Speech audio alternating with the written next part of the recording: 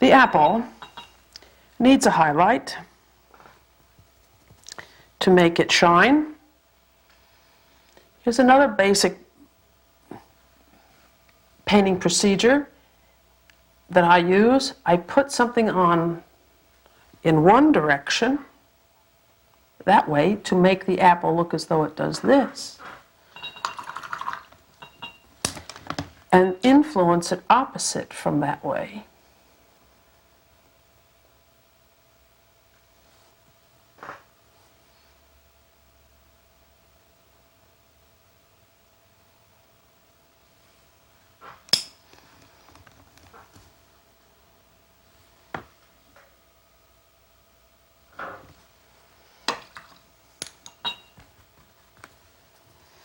And now, why don't we just rest a minute before we develop these in the same fashion that I did that section of the composition.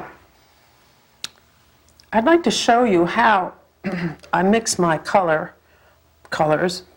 in this case the highlight on that apple.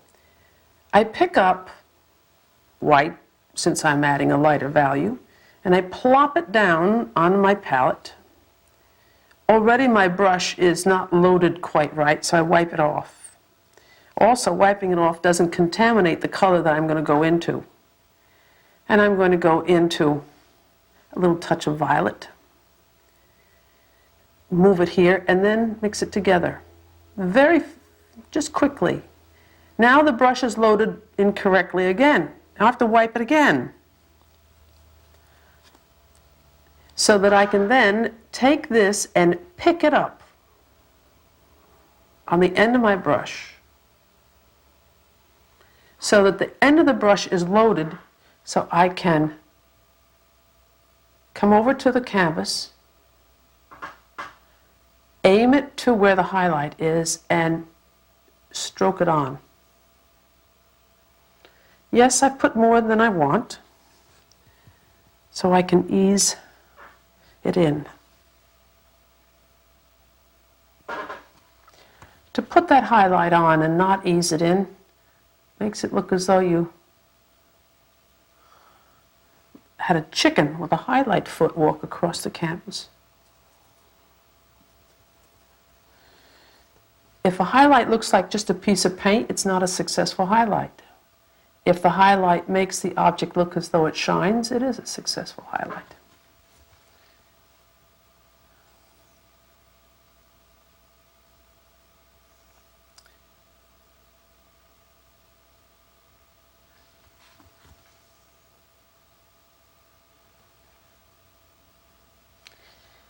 Yeah, this is the time that you do have a chance to diddle around. And if once you've done it, it doesn't look right, take it off and do it again.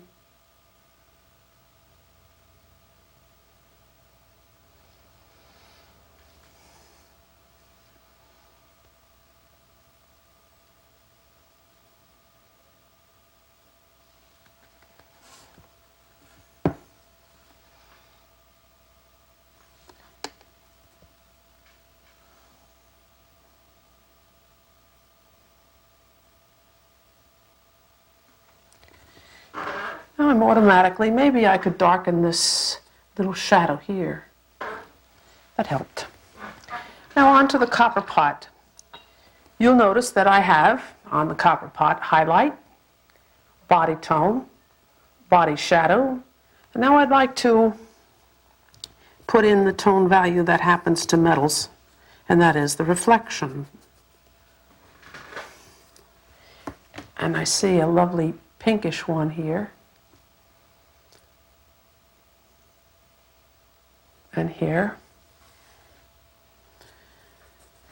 And sliding up in here, because this is where it's catching light from the light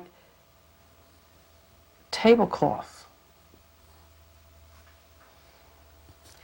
That is also happening on this underplane, because the light it's in line with that underplane. And as bright as I have the copper looking now, I'd like to move that highlight area down a little bit. I can still go lighter. If I do what I said I did before, I take a lot of white, I move it down onto the palette, wipe my brush, put the color into it, orange and red, and this I'm going to quickly mix. Not mix it a lot. A quick, vibrant mix. Wipe the brush, pick that vibrant mixture up on the brush, come over to the canvas. I have a lot of paint on the end of my brush, and I'm just going to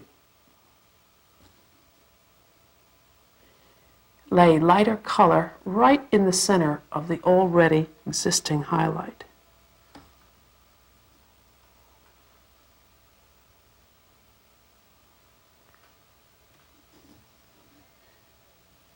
Don't ever be afraid to paint shiny things too shiny.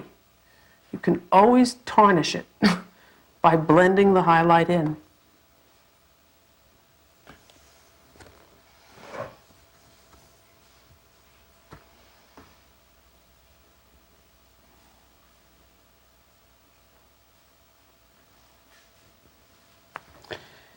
And this, of course, has a handle too.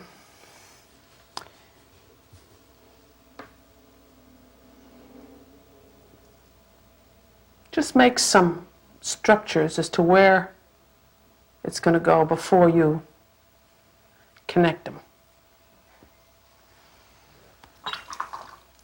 This apple now looks dark in relation to how light I made the copper pot. And so it has to be lightened. Now I feel as though, again, I'll take white, find a place, mix red in. That's too red. Oranger. Now I'm going to move that paint over to the copper pot. Not the copper pot, heavens, I'm working on the apple.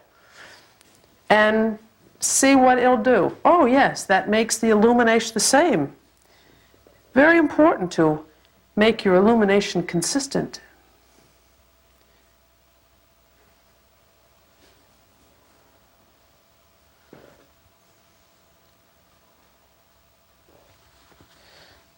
And a highlight. That didn't work because I didn't clean my brush from red to highlight.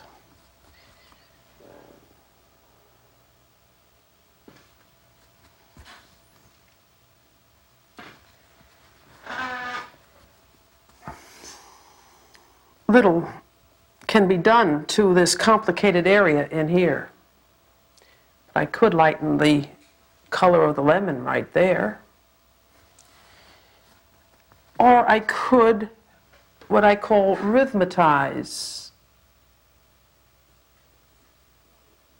Just make some strokes to show the texture. Here too, this goes down. Yes, and I actually see a shine happening.